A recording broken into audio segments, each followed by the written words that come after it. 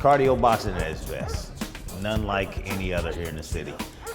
We use a lot of punch combinations, we use numbers, and I kind of separate it in age divisions. If you're youth, it's math. If it's the everyday person who's going to and from work, your decisional capacity level change. Your skills are sharpening. Your reaction time is better. So when you embed numbers like that in a person, it makes you think a lot faster. It's more like brain food here, and especially in the elders. It brings back a piece of the brain that they probably haven't used in years. So you put that punch combination together and you give them something to do to entertain the brain. With that, I create my own music, and that makes the routines fun. So once they learn the punch combinations 1 through 14, wow, you can pretty much handle any routine that goes on here. There's also some personal training in it. It's also some cardio boxing as a group. And the biggest thing is what goes on here, hey, we make family. Yeah! I don't want to say the average gym. I don't want to say the non-average gym. I just want to separate Mitt Masters from anything out there. It's an experience of a lifetime.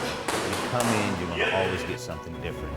I try to make sure my capabilities are to be able to make sure the clients that come through the door can have multiple workouts, and you can go 2-3 years without the same exercise. But when it comes to the personal side, you may need the same exercise to target different areas. 120, so you're entertaining far beyond. I like it to be inviting.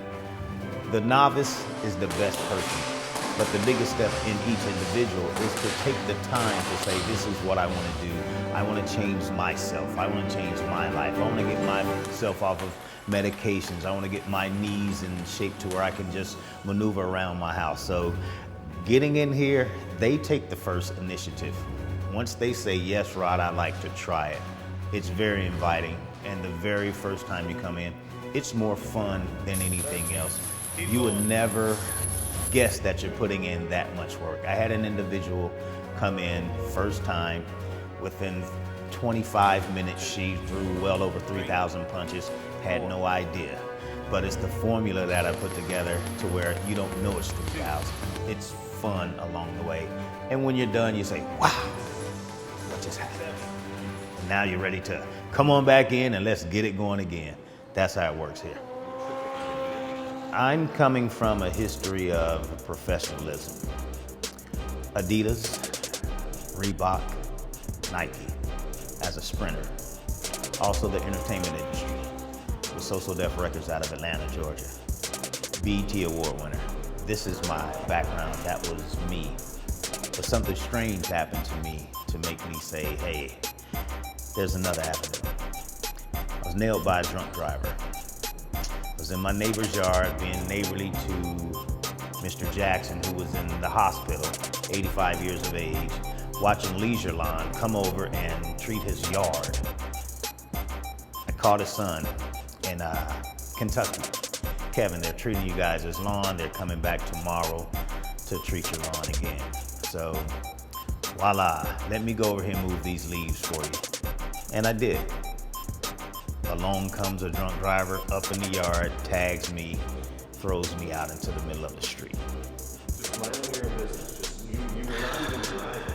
I was standing there with a backpack on, blowing leaves.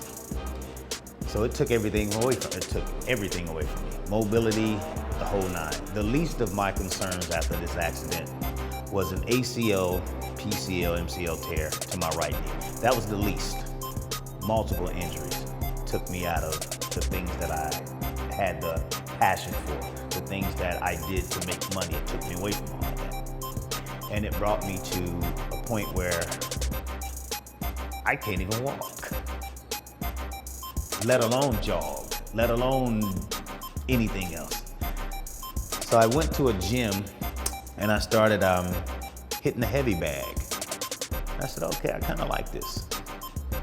Then it led to, I produced my own music. So let me make me some music that I can put on in my headphones. I don't want to disturb anyone. I just want to get in this gym and make my own situation. So that's what I did. And with that, people were looking saying, wow, who is that? Is that a boxer? Is that a, bodybuilder, the whole nine? No, I'm just a guy trying to get myself back into shape. What happened then was a lady walked up to me, Gwen Collier. She said, "Hey, I want to do that." I said, "What?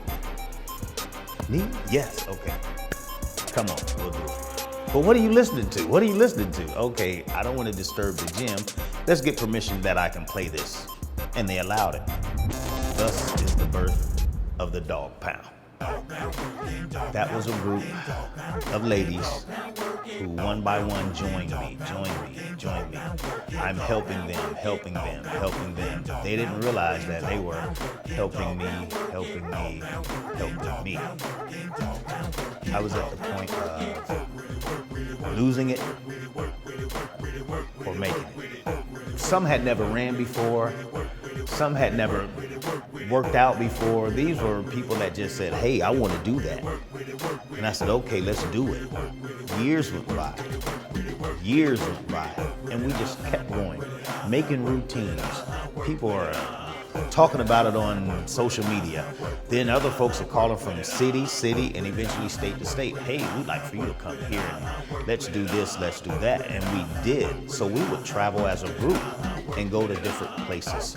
We would go to different cities and we would have a blast just doing cardio boxing. But the itch came to where after I really started getting into personal training, the itch came when I said, if I don't introduce this to more than just us, I'm gonna bust.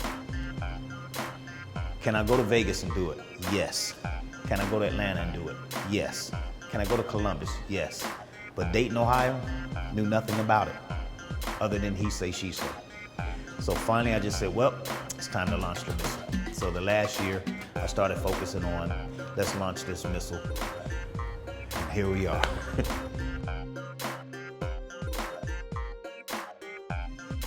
Downtown Dayton is, think back, the new riverscape that they have over behind the Y. They have, people call them steps, but it's actually seating. There used to be bands that played there. There was live activity downtown Dayton. There were times where you could park a boat and dock at Triangle Park and troll around to where Riverscape is currently located. That existed. That needs to come back. But what's happening now in downtown Dayton, the reason we're missing out like other cities is because we tend to stay behind and we try to cater to the wrong thing and where we should cater to, this is our city, this is downtown. This is what downtown life is like. So now Dayton is starting to turn around. You know, we have a lot of things happening here. Riverscape is great, but it's not based around just Riverscape. You can walk along downtown and you can go into different amenities. There's different venues. There's plenty to do down here if people just give it a chance. Sure, parking is better in other cities, but downtown Dayton is coming back. It is being revived through great people, great minds, great attitudes, great ideas. This is one of the great ideas. Just in the last 25 days, oh my gosh.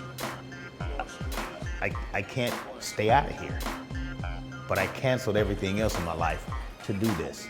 And it's a beautiful thing when you go outside 5 o'clock in the morning and folks are going home. So the attraction is here. You just have to make sure it's something for everyone to do, whether it's retail, whether it's living here as a resident. And then each resident, you have to think about being in the downtown area, you have to entertain them. Everyone may not want a box, but they may want to go down and do Zumba. They may want to go and take a boat ride. They may want to go to a nice restaurant. So for downtown Dayton, I think the best thing we could do is listen to the community and make it happen. I enjoy it. I enjoy everything I do. Though I can't do that anymore. When that ended, this started.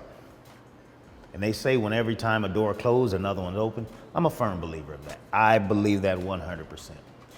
I never told Mr. Jackson I was hit in his yard. And he died. And when he died, I started living. I never told him. I never told his son. and it started a whole new life, a whole new era for me. The last 10 years, it's been a blast. It's been some struggles, but I survived. I made it, here I am, Mitt Masters.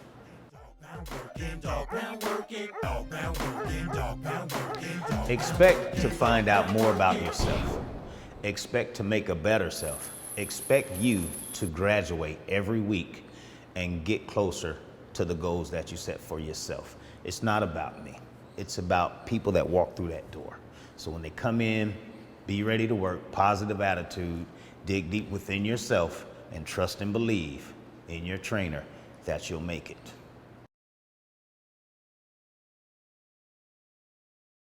I do. That would be good stuff to put in this. I do. Yeah. I will email that to you. So yes, I have. It's amazing that when I started all this cardio boxing, if you look really close, you'll see I'm still wearing a brace, moving the way that I was moving. But it was the determination to make me say, can't stop here. Can't do that anymore. Let it go. What about today? Live right now. Fred, I was in a relationship during that time. After that surgery. Surgery was on a Tuesday, Valentine's Day. My follow-up appointment, Friday, same week. The relationship that I was in with the physician, with the doctor, drove myself to the hospital Friday in a Mustang 5-speed. It's my right leg. But that relationship was so detrimental that I had to make a decision. And my decision was, I've been through too much to go through this. I slept in my car 105 days. In a Mustang? You chose to live in a Mustang? Make or break. Looking back, I'd do it again. Because today, though I'm the testimony, I'm willing to walk through the fire for that person that walks through that door. I'm sure you're very inspiring to people, because everybody's got their story, got their lowest point or something, and I'm sure you kind of probably break in emotionally with people here, because as people start to transform themselves physically, it's definitely in their head too. Right. And when you see a person come through and they leave out later 105 pounds, 103 pounds lighter, it's a great situation. Star. Come here. Let's put